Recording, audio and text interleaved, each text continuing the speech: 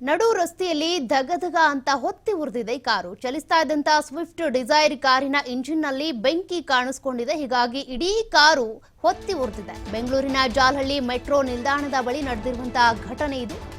ಬಾನೆಟ್ನಲ್ಲಿ ಬೆಂಕಿ ಹೊತ್ಕೊಳ್ತಾ ಇದ್ದಂತೆ ಕಾರಿನಿಂದ ಪ್ರಯಾಣಿಕರು ಇಳಿದು ಸೇಫ್ ಆಗಿದ್ದಾರೆ. ಅದೃಷ್ಟವಶಾತ್ ಯಾವುದೇ ಪ್ರಾಣಾಪಾಯ ಸಂಭವಿಸಿಲ್ಲ. ಚಾಲಕನ ಸಮಯ ಪ್ರಜ್ಞೆಯಿಂದ ದೊಡ್ಡ ದುರಂತವೊಂದು ತಪ್ಪಿದೆ. ಕಾರ್ನ ಬಾನೆಟ್ನಲ್ಲಿ ಬೆಂಕಿ ಹೊತ್ಕೊಳ್ತಾ ಇದ್ದಂತೆ ಪ್ರಯಾಣಿಕರನ್ನ ಕೆಳಗಿಳಿಸಿದ್ದಾನೆ ಚಾಲಕ. ಚಾಲಕನ ಸಮಯ ಪ್ರಜ್ಞೆಯಿಂದ ಯಾರಿಗೂ ಯಾವುದೇ ರೀತಿಯ ಪ್ರಾಣಾಪಾಯ ಆಗಿಲ್ಲ. ಕಾರ್ ಮಾತ್ರ ದಗದಗ ಅಂತ ಹೊತ್ತಿ ಉರಿತಾ ಇದೆ. ಅದೇ ದೃಶ್ಯವನ್ನ ನೀವು ನೋಡ್ತಾ ಇದ್ದೀರಾ. ಬೆಂಗಳೂರಿನ ಜಾಲಹಳ್ಳಿಯಲ್ಲಿ ನಡೆದಿರುವಂತಹ ಘಟನೆ ಇದು.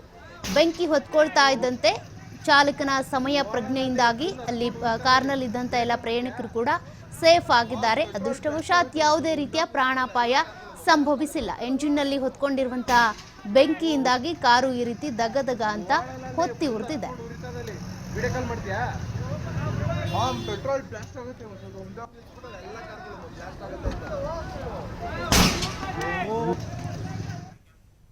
ಷೇರು ಮಾರುಕಟ್ಟೆ ಹೆಸರಲ್ಲಿ ಸರ್ಕಾರಿ ಅಧಿಕಾರಿಗಳಿಗೆ 40 ಲಕ್ಷ ರೂಪಾಯಿ ದೋಖಾ ಮಾಡಲಾಗಿದೆ. ಬಾಗಲಕೋಟೆ ಜಿಲ್ಲೆಯಲ್ಲಿ ಕೃಷಿ ಅಧಿಕಾರಿಗಳಿಬ್ಬರಿಗೆ ಆನ್ಲೈನ್ ವಂಚನೆಯನ್ನ ಮಾಡಲಾಗಿದೆ. ಇಂಟರ್ನ್ಯಾಷನಲ್ ಈಕ್ವಿಟಿ ಫಂಡ್ ಹೆಸರಲ್ಲಿ ಮಹಾ ಮೋಸ ಮಾಡಿದ್ದಾರೆ.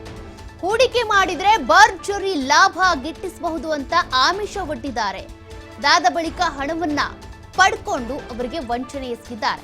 ಆಮಿಷಕ್ಕೆ ಬಿದ್ದು ಲಕ್ಷ ರೂಪಾಯಿ ಹಣ ಕಳ್ಕೊಂಡಿದ್ದಾರೆ ಇಬ್ಬರು ಅಧಿಕಾರಿಗಳು. ಮುಧೋಳ ಕೃಷಿ ಶ್ರೀ ಅಷ್ಟಲಕ್ಷ್ಮಿ ಜ್ಯೋತಿಷ್ಯ ಮಂದಿರ.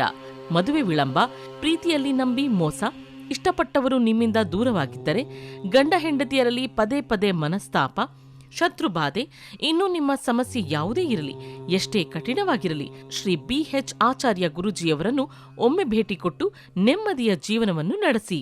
ಕೃಷಿ ಅಧಿಕಾರಿ ಪ್ರಕಾಶ್ ಖಾತೆಯಿಂದ 26 ಲಕ್ಷ ರೂಪಾಯಿ ಕನ್ನ ಹಾಕಿದ್ದಾರೆ ಈ ವಂಚಕರು. ಜಮಖಂಡಿ ಕೃಷಿ ಅಧಿಕಾರಿ ಶ್ರೀಶೈಲ್ ಖಾತೆಯಿಂದ 20 ಲಕ್ಷ ರೂಪಾಯಿ ಕನ್ನ ಹೊಡೆದಿದ್ದಾರೆ. ಕೊಟ್ಟ ಹಣ ವಾಪಸ್ ಬಾರದೇ ಇದ್ದಾಗ ಮೋಸ ಹೋಗಿರೋದು ಇವರಿಗೆ ಗೊತ್ತಾಗಿದೆ. ಹಣ ದ್ವಿಗುಣ ಆಗುತ್ತೆ ಅಂತ ಗಾಳ ಹಾಕಿದ್ರು ಈ ಚಾಲಾಕಿಗಳು. ತಮಿಳುನಾಡು, ಹೈದರಾಬಾದ್, ಉತ್ತರ ಭಾರತದಿಂದ ಬಂದಿರುವಂತಹ ವಂಚಕರ ಕರೆಗಳಿವು. ಆ ಕರೆಗಳಿಗೆ ಅಥವಾ ಅವರು ಈ ರೀತಿಯಾಗಿ ನೀವು ಹಣವನ್ನ ಹೂಡಿಕೆ ಮಾಡಿದ್ರೆ ಡಬಲ್ ಆಗುತ್ತೆ ಅನ್ನುವಂಥ ಆಮಿಷಗಳಿಗೆ ಇವರು ಬಲಿಯಾಗ್ಬಿಟ್ಟಿದ್ದಾರೆ. ವಂಚನೆ ಕುರಿತು ಬಾಗಲಕೋಟೆ CEN ಠಾಣೆಯಲ್ಲಿ ಈಗಾಗಲೇ ದೂರು ಕೂಡ ದಾಖಲಾಗಿದೆ. ಇದಕ್ಕೆ ಸಂಬಂಧಪಟ್ಟಂತೆ ಆ ವಂಚಕರನ್ನ ಹಿಡಿಯೋದಕ್ಕೆ ಅಂತ ಕೂಡ ಪೊಲೀಸರು ಬಲೆ ಬೀಸ್ತಾ ಇದ್ದಾರೆ. ಈಗಾಗಲೇ CEN ಕ್ರೈಮ್ ಪೊಲೀಸ್ ಠಾಣೆಯಲ್ಲಿ ಪ್ರಕರಣ ದಾಖಲಾಗಿದ್ದು ಇದಕ್ಕೆ ಸಂಬಂಧಿಸಿದಂತೆ ವಂಚಕರನ್ನು ಹಿಡಿಯೋದಕ್ಕೆ ಪ್ರಯತ್ನಿಸುತ್ತಿದ್ದಾರೆ. ಸೆಪ್ಟೆಂಬರ್ 9ನೇ ಅಕ್ಟೋಬರ್ 9ನೇ ತಾರೀಕುವರೆಗೂ ಕೂಡ ಈ ಪೀರಿಯಡ್ ಅಲ್ಲಿ ಒಟ್ಟು ಅದಕ್ಕೆ 26 ಲಕ್ಷನ ಇವರು ಇನ್ವೆಸ್ಟ್ಮೆಂಟ್ ಮಾಡ್ತಾರೆ.